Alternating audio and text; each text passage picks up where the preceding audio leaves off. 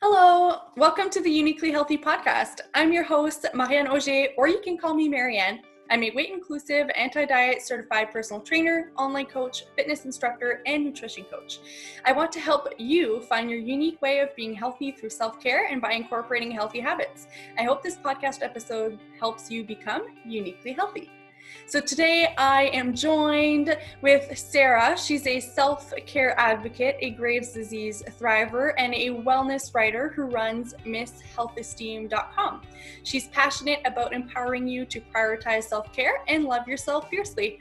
So let's talk to Sara.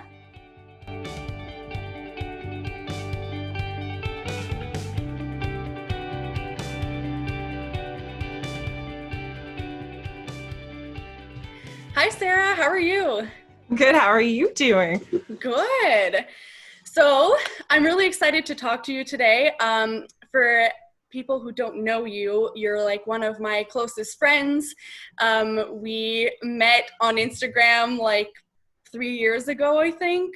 Yeah, I'm pretty sure. Yeah, and I think like we connected on Instagram, and then one day I saw your stories and you had some books, one of my favorite series in the background, and then I sent you a message and I was like, did you read that series? Because it's amazing. And then we ended up talking and we found out that we actually live like only like 2 hours away from each other, which was such a great surprise. I can't believe we talked for so long though, like in the same group, not realizing that. Like I feel like it took maybe embarrassingly long to figure out that we lived close to each other. Yeah, absolutely. But when we found out, we were like, oh my God. we have to hang like tomorrow. Yeah, like I'm driving over there right now. Yes, exactly. Please excuse me, I'll be there in 2 hours. Goodbye. Exactly. What are the odds though in the world of Instagram that we've found each other and that we live fairly close from one another, you know? Like astronomically low, I'm sure. I mean, I'm sure there's other stories like ours, but just wow, you're the only one that I've met that lives close to me, and I've certainly talked to quite a few people. So yeah, that's a pretty awesome gift. I'm really glad that happened because you're one of my best friends now. Yay, so much love. All of the love. And we both like the cheese, so we could go on with we're for a cheesy as hell. Oh shoot, I shouldn't. Oh yeah, you can swear on this podcast. Actually don't very often on my website or anything, but for anyone listening, it's because my dad reads it and watches, and I might be 32, but I still, I don't want to disappoint my dad, so understandable. Even though I swear in front of him in real life, but he does not like the swears. Anyway, sorry, Dad. It's okay. I'll speak for him. I'll just say it's okay. That's good. All right. Are you ready to start this? Sure, let's do it. Awesome. So why don't you tell us a little bit more about yourself and what you do? So my name is Sara Flanagan. Hello, nice to meet you. For anyone who hangs out with me on the internet, you might also know me as Ms. Health Esteem. I'm a self-care advocate. I'm a Graves' disease thriver, and I am also the owner and creative voice behind MissHealthEsteem.com, which is where together we analyze health and wellness through the lens of self-care.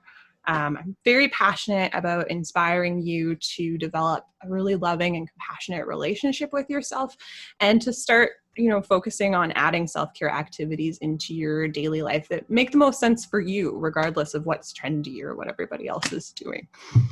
That's pretty much me in a nutshell. I love it. I'm also a very big nerd. So if you haven't been to my site and you pop on, just, be ready, and you're welcome. Or I'm sorry, I don't know. Either way. It's for you. There's a lot of singing in your stories. A lot of informational posts as well.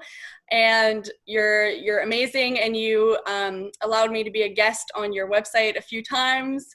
Yes, Marianne has written so many good articles for me. If you adore her, I absolutely recommend checking out because you're a really good writer. Honestly, like you can hear you when you read it, and it's always so powerful and informative, and I'm always learning a lot from you. So I'm very grateful that you've taken the time to do that. Well, thanks for having me on You're your welcome. blog. Her And most recent post, sorry, is about why the quarantine fat phobia needs to stop, and I highly recommend reading that because it's still happening. So I agree. Go read that post. Important. Please. We won't talk about it because that would be a whole other podcast in and of itself, but go read it. Please. Yeah, I think Sarah and I have grown a lot from one another. Like through the years, we have sometimes it just blows my mind how we just grew as people and by learning from one another and like sharing what we've learned. And I love that. It's amazing to like grow with someone and, you know, learn from them. I feel like that's really special. Yeah, it really is. I mean, you know, growing and learning is hopefully something you do for your entire life. But when you meet somebody who gives you the opportunity to do more of that, it's just such a beautiful thing. Absolutely. I've already said this, but I'm constantly learning from you and I really appreciate it. I think it's wonderful. Me too. I love it. Please excuse me. So let's get a little bit deeper in the questions. How did you find out you had Graves' disease? And can you briefly explain what it is for those who don't know? Briefly. Oof. Well, you don't have to do it briefly, you know. I always feel like, side note, before I get into it, there are so many symptoms associated with Graves' disease, both that I've experienced and that I haven't. And when I talk about it, I'm always like, afterwards, oh shoot, I missed like 10 things. But anyways, let's do this. Okay, so Graves' disease is an autoimmune disease. For anyone who doesn't know what that is, typically your immune system's main function is to protect you from outside invaders.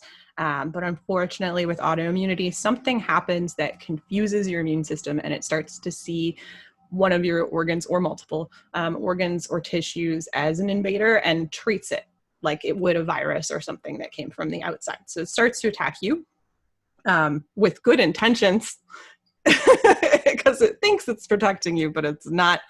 There are more than 80 known autoimmune diseases. They're all very different. With Graves' disease, what happens is your immune system attacks your thyroid and causes autoimmune hyperthyroidism, which I'll get into a bit more in a second, because it can also cause secondary diseases, one of which I have. It can affect the muscles and tissues behind your eyes, and that's called Graves' ophthalmopathy, which probably took me 3 years to figure out how to say. But the layman term for that is Graves' eye disease, and it can affect your skin and cause Graves' dermopathy, which presently, and hopefully never, I don't have.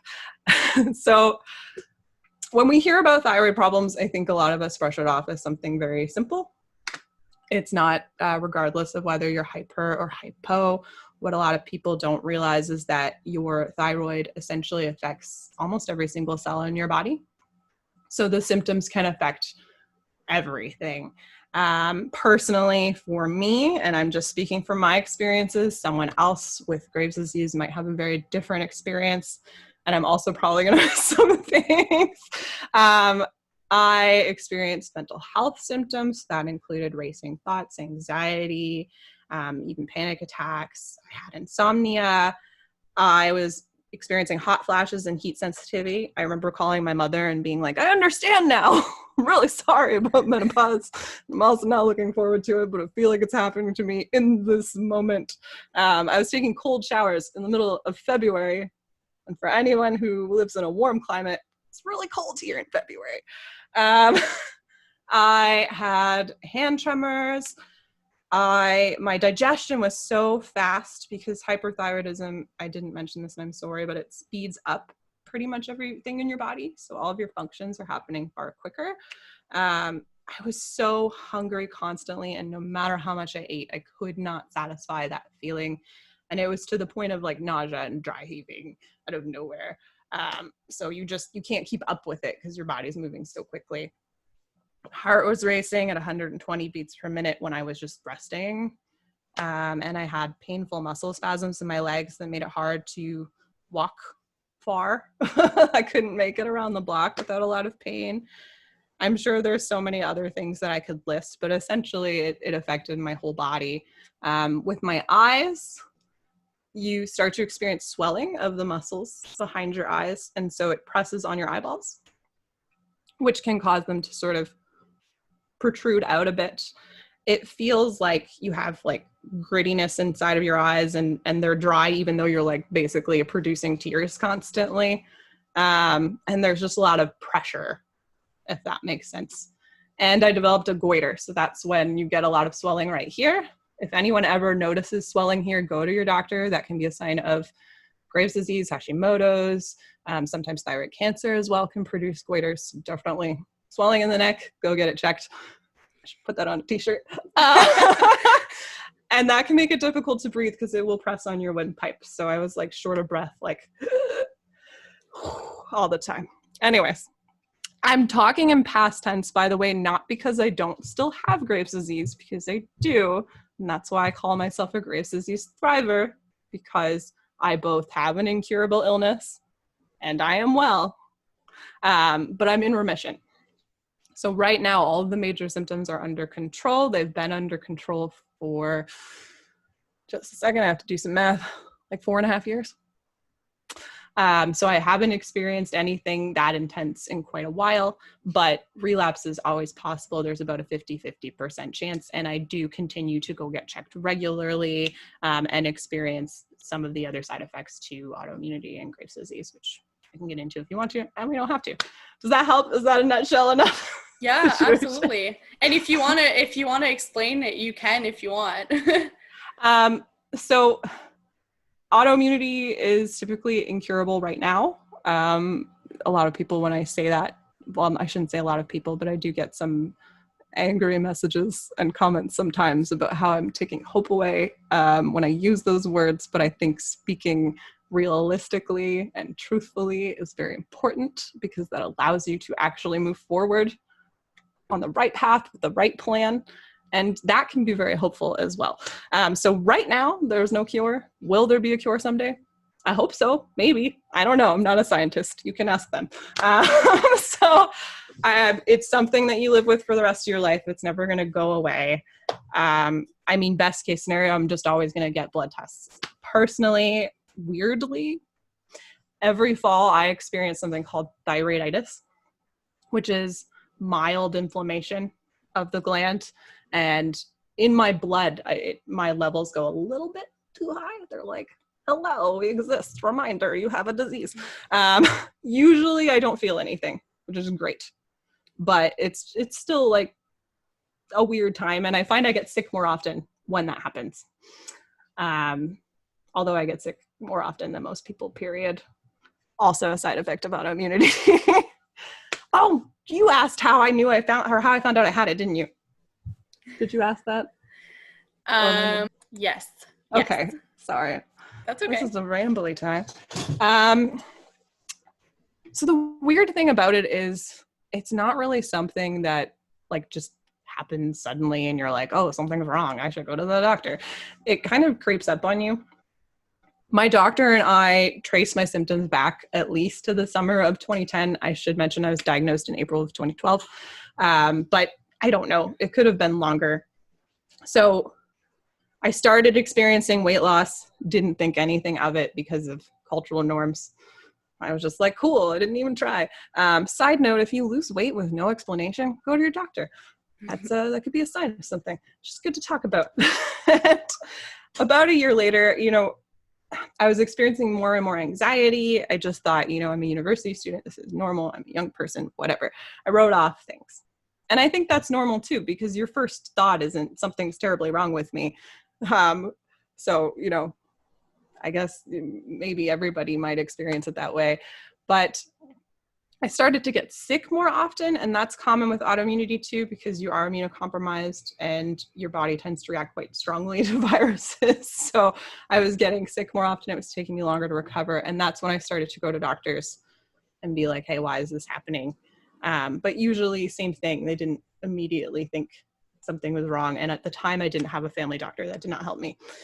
But eventually, when all of those things that I listed started to sort of cascade, I was thankfully lucky enough to get a family doctor. And when the muscle spasms in my leg started, that was around when I found her. And she was very, very serious about figuring out what was wrong. It still took about 6 months from getting her to getting an answer. But that would be when we started running different tests and trying to figure out what was going on. I brushed off a lot of symptoms, though. It's easy to sort of excuse them. Like my heart, I was just like, oh, I guess I'm out of shape. Maybe that's why that's happening. Or, I'm hungry all the time because maybe I'm not eating good enough, or, you know what I mean? So it took even me a while to get to like, no, like something's really, really not right. And you should be pushing for a response as to what's going on with your body. So that's pretty much. Eventually they ran the right blood test and they were like, hey, you have Graves' disease. And the first thing I said was, do I have to start digging? Of course you did. That's a totally you thing to say. You should name something that. I'm just saying. It's not right. Like, it's wrong. That's true. Like, you wouldn't call something death disease. So the doctor who found it was Dr. Graves, by the way, but I still think people should have been like, maybe use your first name. Yeah, I can totally see how being called Graves' disease can be a little bit shocking when you first hear the name. Like, okay, thank you, Dr. Graves. I mean, thank you, but the Graves.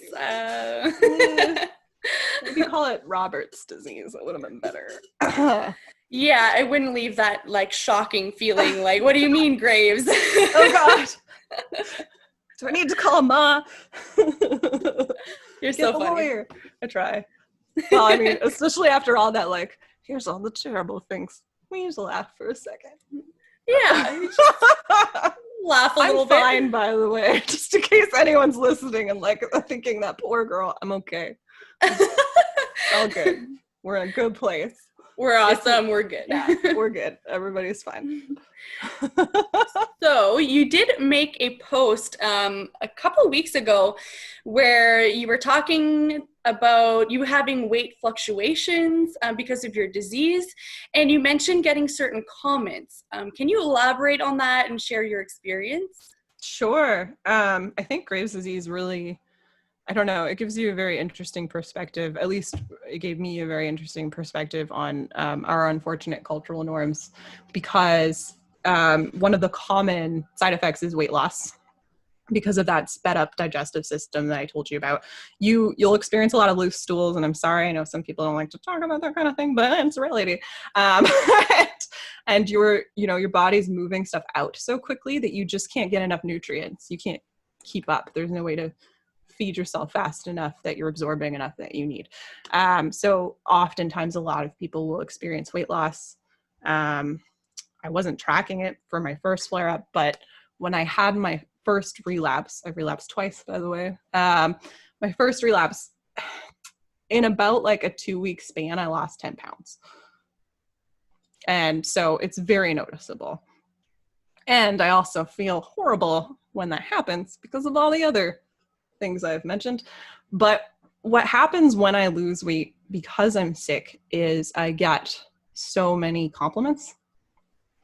And it's weird to have someone essentially be complimenting your illness, right? Mm-hmm.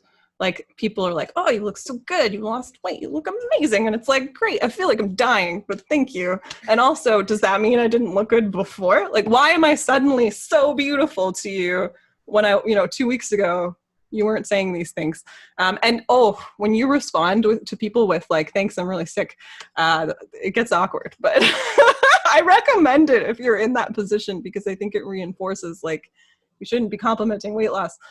On the other end of the spectrum, and I realized we didn't really talk much about Graves' disease treatment.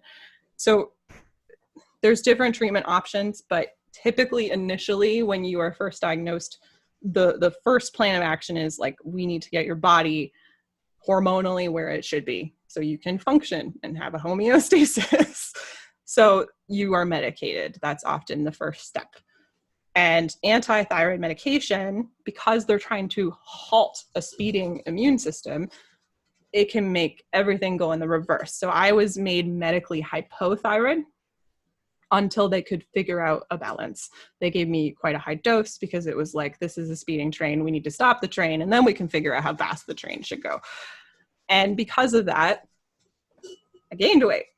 Right? Because now everything in your body is slower. And also with Graves, you're not allowed to exercise after you're diagnosed until your doctor clears you because of your heart and the potential effects of causing it to speed up when it's already fast. Anyway, so, you know, it was a mix of things, medication and, you know, having to be more sedentary for the sake of my well-being.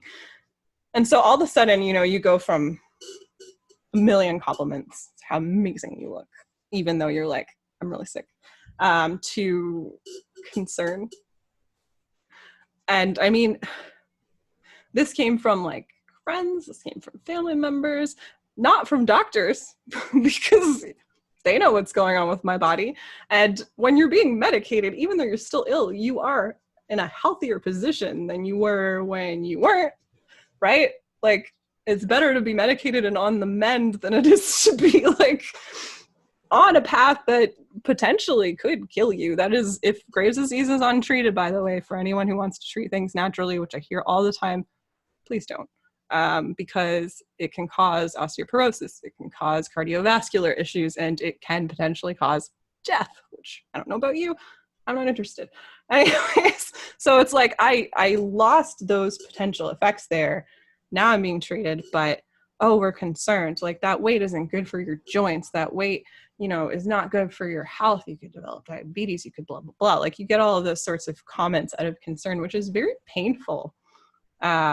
Because you're in such a vulnerable state. And also, you can't look at someone and decide if they're healthy or not. You can't just be like, oh, this person looks like this, they're unhealthy. This person looks like this, they're healthy. And I think talking about that experience is such a good example, because you would have looked at me in my unhealthiest state and said, because of societal norms, she's healthy. And you would have looked at me in my medicated state, which is more healthy, and said, she's not, less valuable. I'm going to tell her how concerned I am.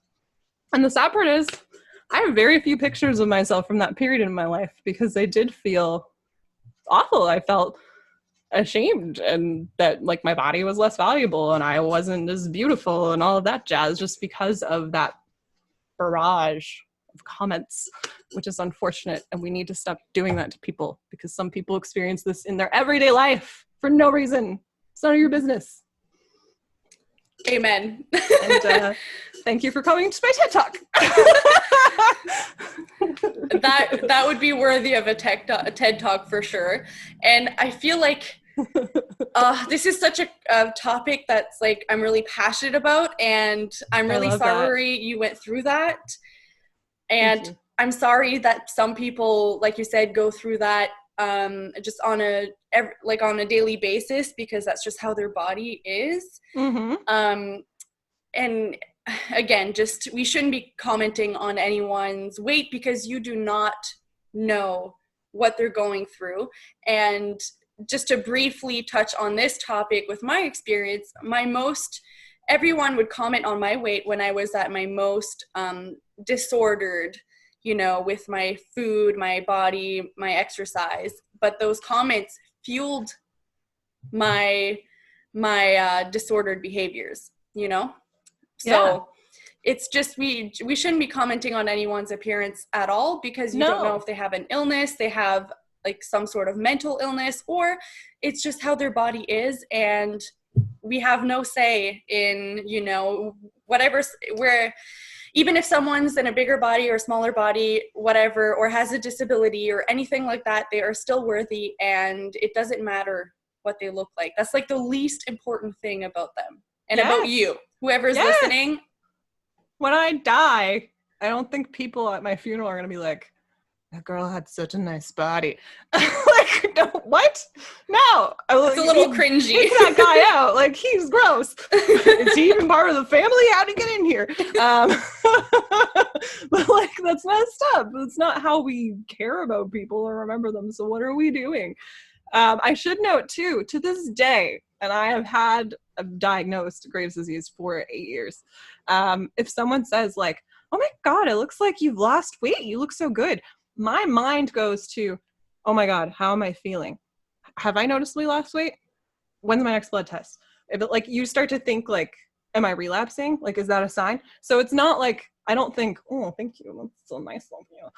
I start to freak out, because that's something that I have to look out for a relapse. So, you know, there's so many reasons why we should just don't.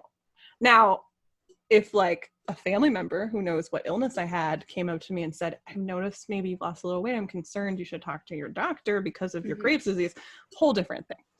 Throwing that out there in case any family members are listening. But like, just out of like complimentary or whatever, it's weird. Why are we doing this? Just don't do it. Just say no. No means no. Don't comment on anyone's weight.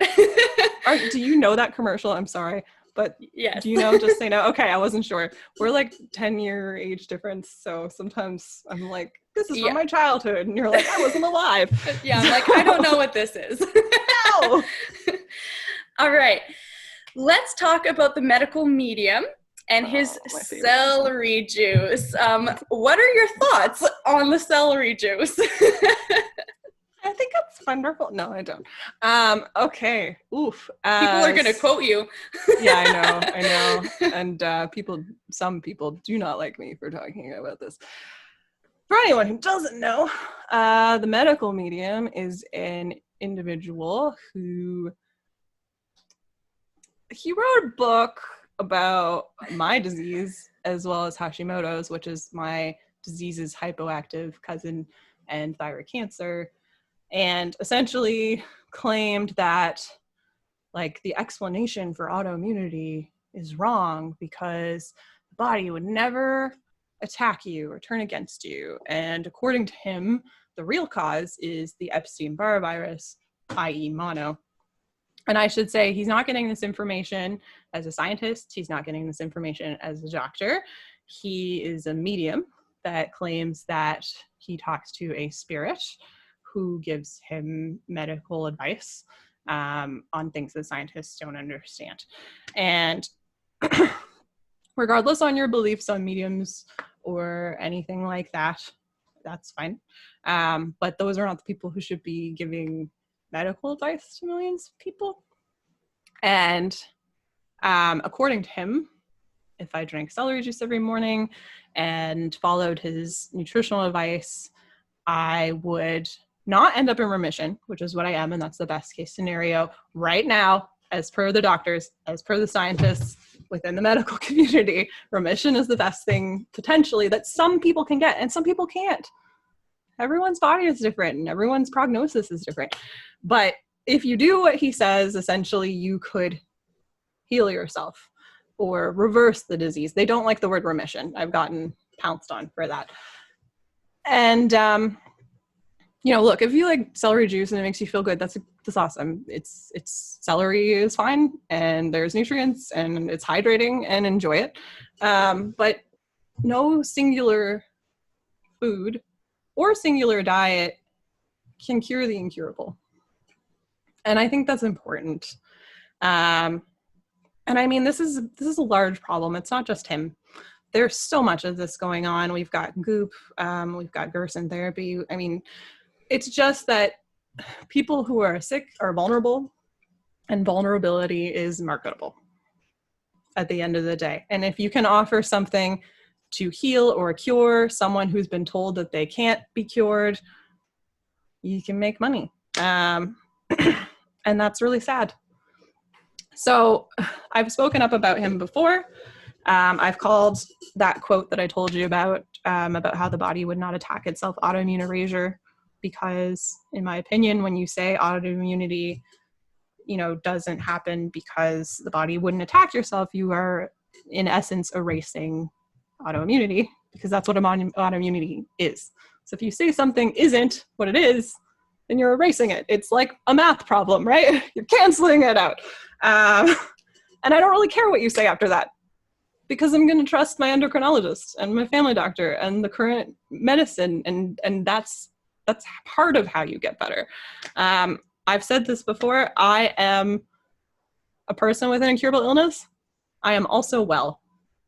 I have those two things, but I can't be well if I don't accept that I have an incurable illness, because understanding my illness and accepting it for what it is allows me to figure out how to move forward and thrive with it. How do I find a homeostasis? What medical treatments do I need? What testing do I need to make sure that I continue to do? And, what can I do in my own life to help myself where I'm going through this, I've had to really focus on stress relief and like self-care. And I've had to, make choices regarding my food and making sure that like there's a lot of nutritionally dense stuff on my plate, just because my body is, a bit I don't want to say weaker, but it needs more help than it did before. And so I am very dedicated to providing that help. I've been very fortunate. But if I had said, oh, my doctor's wrong and didn't listen, it doesn't matter. The stuff I do for myself, it's only part of the equation. It doesn't matter if I don't do the other things too. And so when we have so many people out there spreading misinformation, sharing medical advice, regardless of whether their disclaimer says it's medical or not. And in this case, you've put the word medical in your title. So tomato, tomato. We're doing people a disservice because we're really teaching them that you can't have an incurable illness and be well, and that you need to remove that from the equation, and you can't. It's in there. There is no future for me unless something drastic happens without Graves' disease. This is my life. It is what it is. And I'm very fortunate. I'm in remission. I've said that. Best case scenario, but it's still my life. Can't remove it. So it's not about being sick forever. It's not about not trying. It's about understanding that there is a realistic balance that you need to achieve. And you can achieve that. And anybody who tells you that you can't, they're marketing to you. They're trying to get your moolah, and it's unfortunate. Now, is there potentially a placebo effect aspect? And could you feel better because you're, doing that lifestyle part potentially too? Sure. But the placebo effect, even in some studies, it might cause changes in how you feel, but physiologically, it doesn't always make changes, right? Like we see situations where it's like the person feels better, but physiologically those symptoms are still happening. So someone needs to deal with that physiological aspect. That's important. Take care of yourself. I feel like I'm rambling, but it's just something I'm very passionate about. And I really think that it does a disservice to people, not just the medical medium. I'm just, he's marketing to people like me. So I guess I'm a little bit more like, but all of it, it's truly unfortunate. We're robbing people of the opportunity to understand, move forward with knowledge, and find their own realistic balance. And everyone deserves that. Period. I agree. And I'm sorry for the potential hate comments you might get. I feel like we're both kind of used to it at this point, so. Well, it just, anyways, it's, people are welcome to not like me or have a different opinion. But I do expect respectful conversation from that out there. And when it comes to spreading misinformation, and particularly if you're not just talking to me, but you're like responding to other people's comments, if there's someone who's ill and they're sharing their story and someone else is saying, your path following medical advice is wrong, I will not stand for that. Because that person is vulnerable and they've opened up, and I don't think it's fair to allow them to be kind of pulled potentially in the wrong direction and hurt. Yeah. I myself was hurt by this. Like, honestly, I didn't want to accept. It's not like someone's like, hey, you have an incurable illness. And you're like, cool, what are you having for lunch? You know what I mean? Yeah. It doesn't work that way. It took me years. But when I was first diagnosed, I was so against that idea. It was just like, I'm 23, or I was 24, sorry, by the time I was diagnosed. And oh my God, sorry, I had a moment where I was like, how old am I? I don't know anymore. Anyways, but you're like, I'm young, I'm supposed to be invincible, and now all of a sudden there's something wrong with me forever? No, that's not true. So I did everything, all the quote unquote right things. Yeah, just to that get better. Wellness gurus tell you to do. Now, did I also do the medical stuff? Of course, because I don't want to die. But when I hit remission for the first time, I was like, yeah, it's over. I won. I defeated it. And that's natural too. Like we want to, like when you have a flu, you want to beat it. Like, I got to win. I got to beat this flu. So it's kind of like that same mindset. But I relapsed about a year later. And I will say the mental blow was the most painful thing, because when we tell people that there's no such thing as incurable, and that if you do XYZ, and an XYZ always changes, but if you do XYZ, you will get better. What we're saying is like, your disease is your fault and your responsibility. And I know maybe that language is jarring for some people, but essentially here's what's happening. So I'll use me as an example because it's the best example I have, right? I ate right. I did all the stress relief, healthy lifestyle stuff. I, exercise for X amount every day. And like, I check everything that everybody said about a juicer, like, right? And I still relapsed. So when you put yourself in that mindset and you relapse, it's not like, okay, I've relapsed because I have an incurable illness and let's just get this under control and move forward. It's, what did I do wrong? Mm-hmm. Right? Okay, so obviously I'm not eating good enough. I'm not stress relieving good enough. I'm not exercising good enough. Like, this is my fault. And that doesn't help people, right? It's not your fault. You just have an incurable illness and you've relapsed, and that is hard and sucks, and it would still be hard and it would still suck if that happened to me right now. I'm not claiming that I'm like, perfectly at peace all the time with everything. Of course, it comes and goes. But if it happened now and I relapsed tomorrow, I wouldn't think this is my fault, right? Because I've developed that realistic balance, and I just understand that it's hard, but it's part of my life. And I would go to my doctor and say, what treatment should we do? And we would discuss my options and what I want versus what, figuring out what the best balance is, because there's different choices. And yes, I would stress relief. And yes, I would, do some nutritionally dense food, but I would also eat cookies because that's normal and that's balance in life. But I wouldn't be like, I stressed myself into this. I ate myself into this. You've got to be kind and gentle with yourself. And these wellness gurus, regardless of what their intention is, they're taking that away. And so wrong. And this is my second TED Talk today. Anyways, so how are you? That was so great. And I can really see a parallel into, diet culture. And you know what, it does relate to diet culture because you're experiencing some of that, whether you have an illness or not. But it's just kind of like, the diet culture society will tell you, do this diet, and then if it doesn't work, but you've done everything, like you've followed all the rules, but then you still couldn't stick to it, well, then it's not the diet culture world will make you think that it's your fault, when in reality it was the diet's fault. So I really see that parallel between having an illness and doing everything you can, like all the health lifestyle habits that everyone tells you to do, but then you still relapse and you think it's your fault, but in reality it's just part of the illness.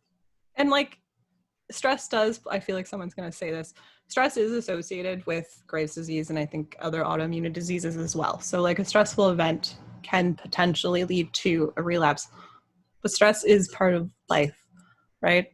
So like, even if we've put ourselves in a stressful situation, like you can't respond with blame. You shouldn't, because stress is part of life. You can't always avoid it. You relapse. The question is not, what did I do? The question is, what do we do next? Mm-hmm. Right? And I feel like a lot of that wellness culture stuff is always like, what did I do and what am I doing wrong? Not like, let's move forward realistically. Also, I mean, I feel like there's this obsession, and within all of it, diet culture, everything, with like perfection in different regards. Like you need to be the perfect weight, whatever the F that is. Sorry, Dad. Although I did good. You need to be the perfect weight. You need to eat the perfect diet, also whatever that is, and all of that jazz. And so me being openly incurable goes against that, because that's not perfect. And I'm using air quotes because not everybody can see, I guess, this, obviously. You're still perfectly valuable and awesome if you have something incurable. But I feel like it's just this obsession with like being perfectly well. And there's no such thing. Wellness looks different for everyone, even between you and I. Yeah.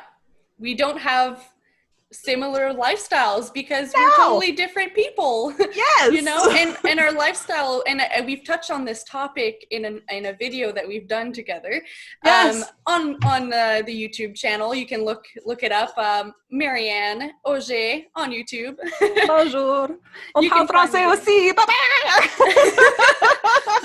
On parle français. Not in the video, so you can, if you speak English, you can, it'll be in English, so you can find the video there. But I felt like it was kind of important to touch on right now because, our lifestyle and our self-care routine will be different from like as the years go and as the months go, sometimes even the weeks go, because we need different things at different periods of our life and even from day to day. And oh my God, yes. We have these strict rules, like I have to meditate every day, and I have to journal every day, and I have to work out like 5 times a week, and I have to eat this amount of veggies and drink all my water. And that list just goes like on, and it becomes so overwhelming. It's so stressful. I'm just listening to it. I'm like, oh, I feel tense right now. Please don't make me. I mean, those are all beautiful things, but I just want, like, there's nothing wrong with doing what feels right in the moment and changing your plans. My God, with lockdown and quarantine and just being immunocompromised during a pandemic, do you know what my self-care has been for a while? Animal Crossing.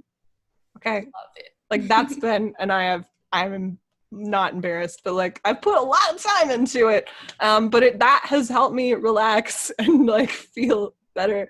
And for a period of time, I was not writing on my website. I wasn't posting on social media because I didn't have it in me. I needed to rest, and I needed to talk to animal villages on my island, and that's what I did. Like, and I'm now feeling, more into like, here I am talking to you. But if I didn't allow myself to do that, even though some people would say, oh, you're being lazy or you're wasting your time. Well, it wasn't lazy or a waste of time for me because it helped me. If I didn't allow myself that, I probably would have burnt myself out real quick, maybe relapsed, but we wouldn't play the blame game, throwing that out there. We would just say, how do we move forward? Okay. But being gentle with yourself is important. And that's why I'm capable of having this talk today, because I took the time I needed to develop, a nice routine, feel less stressed, and get my energy back. And I'm not mad about it. Hey. And also, that game is really fun. It is. I haven't played it in a while because I've been working, but one of my favorite parts was playing with you when we were both off, so that was fun. I have so many DIYs next time you want to pop up there. Just throwing it out there. But yes, it is fun. And that's been such a nice way to connect to people that I can't see. I'm being really careful, and the only people I'm seeing right now is my family. So I've been playing that with friends to sort of like have a hangout. And that's a lovely thing too. Anyways, you do you is really the point of this long ramble about Animal Crossing. And there's a lot of like pressure also about, there's like a lot of guilt around rest. Yes. Which no, stop it. I know. Rest is healing. Resting is healing. Yeah, rest is part of self-care. Yes. If you come home and you got to put on pajamas and a cozy pair of socks and grab a blanket and watch some Netflix while you eat cookies, and yes, I love cookies. I think this is the 3rd time I brought them up. That's self-care. It's fine. It doesn't have to be anything that feels productive, because if it's helping you manage your stress, feel better, whatever, it is productive. That's productive. Exactly. And also, studies show that when you are well rested, you actually come back more productive. So it's like productive squared. You've productived twice. And it's a win-win. Yeah, it's times 2, okay? So just rest, people. It's okay. You just give yourself permission. You deserve it. You don't always have to be like accomplishing something on a checklist. Yes, very important. And if you are motivated by that, if you're a checklist person, please add rest to the list. Yeah, exactly. I love it. Great advice. Speaking of advice, I was wondering, Segue. do you have any advice for those who may have just gotten a Graves' disease diagnosis or any other autoimmune diagnosis, or any particular advice for those who are experienced autoimmune warriors? Um, I mean, I will say, I think some of it maybe works across the board, but obviously I'm coming from a Graves' disease perspective. So if you have like lupus or something and this doesn't make any sense to you, I don't know your experiences, and please talk to me about it. So if you're diagnosed with Graves,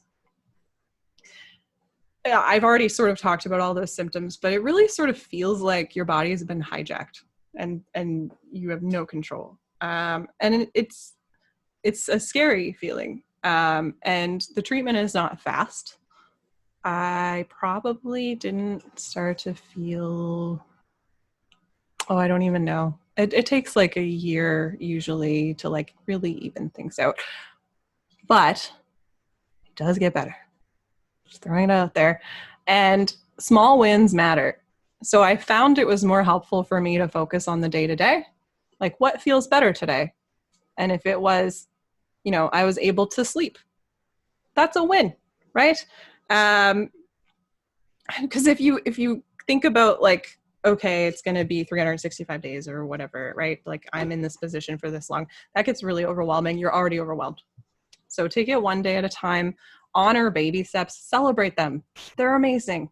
That's a sign that things are getting better. And I promise you, they will eventually get better. It's just going to take time. Now is a really good time to be very, very gentle with yourself. And I know it's hard. And if you're feeling angry at your body, because I did, right? Like when your immune system makes a mistake and starts to attack you, it's easy to be like mad, to feel angry. You've let me down. And that's normal. And if you need to feel that way, it's okay.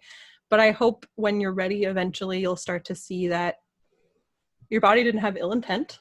It's trying to protect you. It's just confused.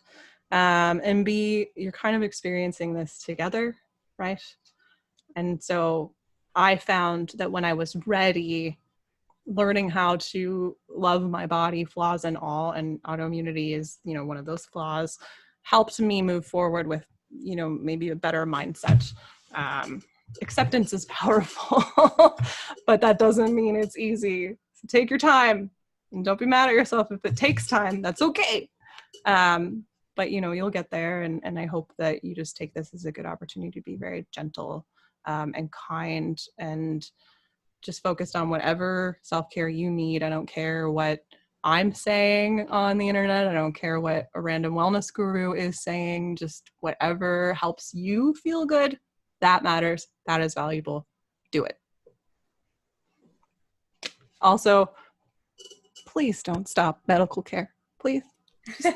Just don't. I'm just throwing that out there. I often see, and it breaks my heart, different people on Instagram like fighting Graves' disease naturally or without medication. And I'm not on medication right now, although I am on supplements my endocrinologist prescribed. But I would go on medication again in a heartbeat. There's no shame. There is 0% shame with being medicated. It's helping you stay alive. It's helping you get better. Like beating something naturally isn't always a good thing. I don't know why we're so enamored with it. Your body's sick, and your doctor is able to be part of the equation that helps value that and use it. Right? Anyways, that's my 2 cents.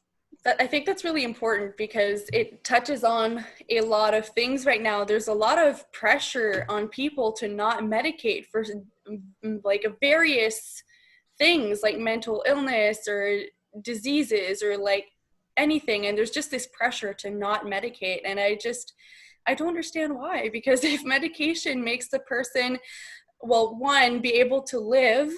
Yep. And live a life that is more comfortable and able to do things, like like I have a family member who has depression, and if she doesn't take her medications, well, does it really want to go out, get out of bed and stuff like No, that? you So deserve to feel well, ultimately. exactly. Also, this is sort of, I guess, a tangent line, which, surprise, I do them all the time. I'm sorry. But I actually stayed on medication for over a year longer than when I hit remission. So like I hit remission in 2016. I did not stop medication until 2017. I was on a very low dose. But there are studies that show that long-term use of antithyroid drugs with Graves' disease, and I'm not telling you what to do, talk to your doctor, I'm throwing that out there. But this was the advice of my endocrinologist, increases the length of remission potentially and like remission rates. So we talked, which is the power of having those conversations. I didn't want to do radiation or surgery. I know we didn't get into that, but those are common options for the disease. And just because I didn't want to do that doesn't mean you shouldn't do that. If those are your choices, I'm not making recommendations, but this is what I wanted.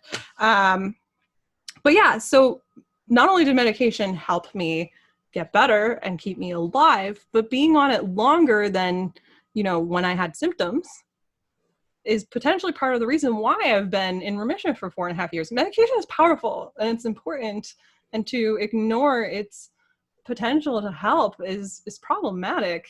And it's just, it brings me back to my TED talk about the goop medium, blah. You know what I mean? There's nothing wrong with your medication if it's helping you. If you feel better, good. Keep talking to your doctor and, keep doing whatever stress relief and whatever, nutritional balance feels good for you. And, it's a realistic balance and you need and deserve it. Absolutely. And talk to your medical professionals. Please. They know, they will be able to talk to you. Advice. Exactly. Yes, exactly. And everyone's prognosis is different, but I keep going back to that, but it's the equation, right? Like medical care plus whatever self-care makes sense, plus whatever healthy balanced diet, and I mean diet as in the what you eat, not the restriction, makes sense for you and makes you feel good, and that's different for everybody too, equals whatever your form of wellness looks like. And it's not going to look like mine, it's not going to look like Marianne's, but if it's working for you, awesome. I don't get to have a say in your equation, but your doctor should. Your doctor should. Speak to your doctor. That was a really good recap of how to take care of yourself and Yes. be self-compassionate, and Please. where all my thoughts, if you're dealing with this right now, I'm sending so much love your way. And you're not alone. No. And that's another thing about self-love too that I think is so important. We think about it as like a solo activity, but self-love is also reaching out for help. It's also getting support. It's also going to the doctor, getting your blood tests. Like these are all things that we do for ourselves out of love. So don't think about it as like, this is a solo adventure and I need to lock myself up and love myself. I mean, you can do that too, but getting help that's a loving and compassionate thing to do for yourself in whatever form that may take. So, do that too. It's okay. It's not a solo activity. Perfect. That was so well said. And I am so happy that you accepted to be a guest on my podcast. It was amazing talking to you. I learned a lot. And I'm hoping the people that are listening learn a lot too. I hope so. How can they reach out if they want to talk to you or see what you're all about and follow you on social media? So if you want to come to my website, it's mshealthesteem.com. That's MS Health Esteem, because I made it right before I got married. So I was like, well, I'm not Miss for long and I'm not Mrs. So I guess I'm Ms. Anyways, throwing that out there. And I'm Ms. Health Esteem on social media everywhere, Instagram, Twitter, Pinterest. So anywhere that you may want to find me, if I'm there, that's my username. I also have a free self-care planner on my website that you can sign up for, as well as quite a few other free goodies. So we can keep up with each other and talk about self-care and nerd out together and get excited about self-love and taking care of ourselves. So definitely sign up for that. It's just an opportunity to talk about self-care and for you to figure out what works for you. So ultimately, I always like to say, I'm going to tell you about self-care activities. I'm going to talk to you about how they might help your health. Take it or leave it. If it sounds good, give it a try. If you love it, keep going. If you hate it, throw it in the garbage. I'm not emotionally attached to the self-care you do. What I really want is for you to do something that feels good for you. So whatever works, you put the puzzle pieces together, and I just have fun putting puzzle pieces down for you, whether you take them or not. Amazing. Well, thank you so much. And I will leave the links to your social media stuff down in the show notes, or if you're watching on YouTube, they will be in the description box. And thank you everyone for listening, and I'll see you in a future podcast episode. Yay! Thank you. Health and love. Bye. Bye.